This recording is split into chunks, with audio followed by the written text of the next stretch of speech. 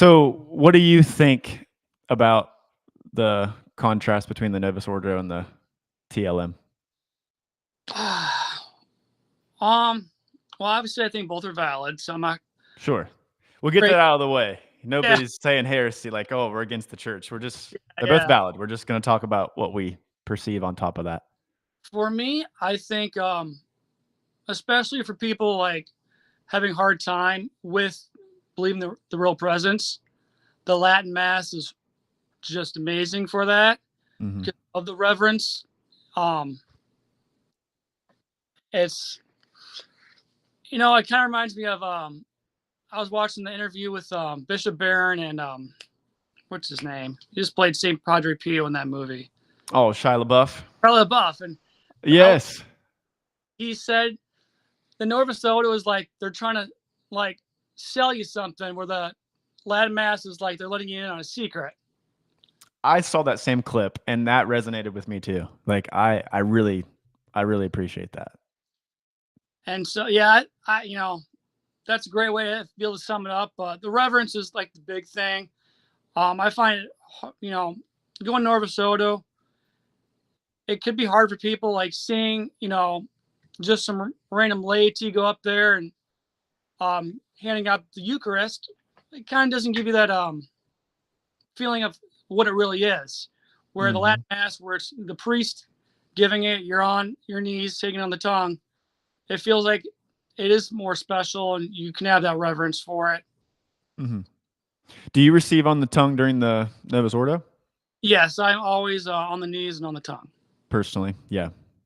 I've started doing that more recently, and it's not the norm for our parishes. We just have Novus Ordo around here. So, even though you're not going as much as maybe you want to, you're blessed to have it in your area because we don't have one probably within 2 hours of us Oh, in Parkersburg, West Virginia. I think the closest one is Steubenville, Ohio.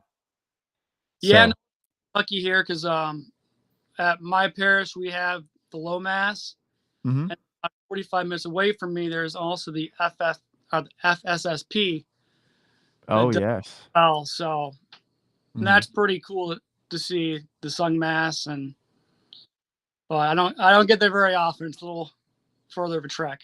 Mhm. Now, what does that stand for? If you know, it's okay if you don't, but you said the letters you just said. Eternity is Saint Peter. Okay. And so are they in communion with Rome? They are. They are. Yeah. Okay. The So that's one different than the SSPX or something like that? that one's a mess. Okay. Yeah, that's kinda what I've heard. And they're in schism, correct?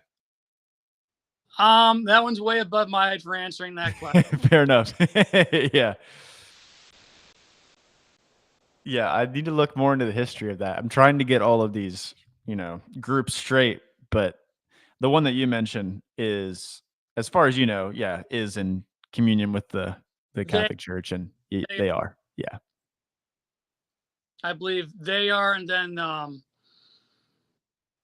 there's one other one that the name slips my mind right now. Mhm. I think Institute of Christ the King, Okay. but Yeah. I've studied the Latin Mass a little bit recently, and I can't remember the words exactly in Latin, but it's like lex credendi something something, and it's just talking about how we worship affects the way we believe. oh, absolutely, Yeah, absolutely, I think that's kind of where we're at with this topic. yep. And another great thing about the Latin Mass is it allows you, with the silence, to pray during the Mass. And where in Nova Soto, there's really never a moment of silence, True. and so it's harder for the laity to pray. Did you grow up going to Latin Mass, or was it Oh no, Novus Ordo? It was always Novus Ordo growing up. no, I learned about it through a friend of mine during the lockdown days. Okay. Oh, And during COVID. yeah, yeah, Wow. So somewhat recently then for you. Yeah. In it your is. life. And it's it really helped me grow my faith there with the Latin Mass. Mhm.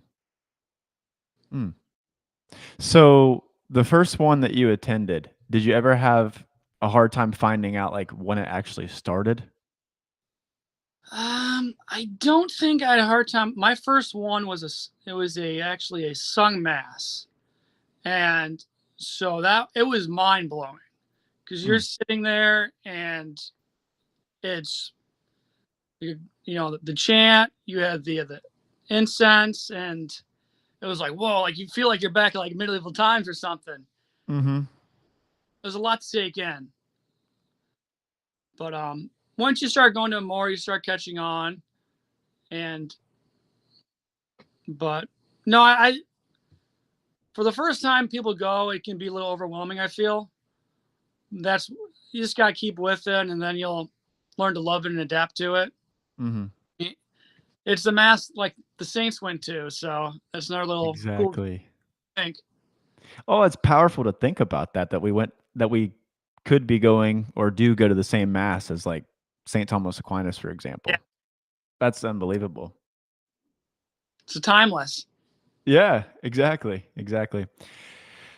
I've never been to one. I really want to. It's tough because on Sundays, I'm working pretty much the whole day with youth ministry in Parkersburg, but I'd like to get away some Sunday and travel down to Steubenville or Columbus or whatever our closer one is to us. Di So when you say they sing the whole time, is you said chant, are they basically chanting, like the psalms back and forth or, like, the liturgy, or how does that work? So well, they do have a low mass where there's no singing. It's Okay. very, very quiet. Um, but then they do the sung mass, and to be honest, I can't say what they're singing. 'Cause it's in Latin. Yeah, it's in Latin. Yeah, yeah. So I really never pay attention. Like I don't. There's a booklet where you have your Latin on one side and English. Yes. Don't really ever look at it. I kind of just either pray my rosary or pray during the mass. Hmm. So I can't say I pay too much attention to what's being sung. Yeah, that's okay. Yeah. Do they sing the scriptures when they read them? No, so the readings Yeah, for the readings. the readings for the laity will be in English. There are readings that are in Latin, Mm. but those not really for the laity. Mhm. But it's not like the homily is English, so you're gonna understand that still. Yeah. And so they speak the scripture. They don't, like, sing it in the way that you would kinda chant the psalms or Yeah, something like that. your Okay. readings and your homily that's still done in English. Mhm. Okay. That makes sense. Yeah, I've been super interested in it recently, and of course, it's a big hot topic in the church. Do you consider yourself a rad trad? I No, I don't use the term rad trad. Uh, I like to go maybe the route traditional or trying to Yeah, be traditional. yeah. Um, but yeah, rad trad. Some of that gets a little cringy with in that. It does seem that way. How would you describe like the persona of what a rad trad is for somebody who's like never heard of that? Because I don't think I honestly know anybody locally, but